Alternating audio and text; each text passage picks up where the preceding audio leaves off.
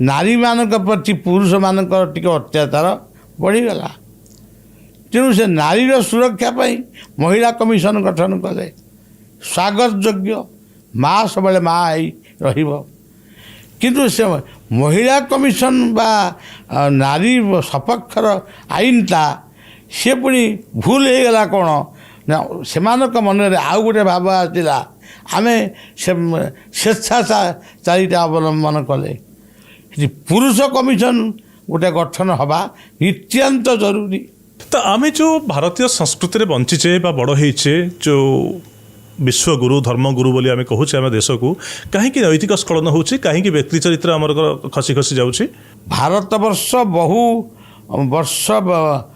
पराधीन हवा परे स्वाधीनतार सूर्य जिते देखला ता अर्थटा को से बुझी पारानी ये भाविले छुरी स्वाधीन है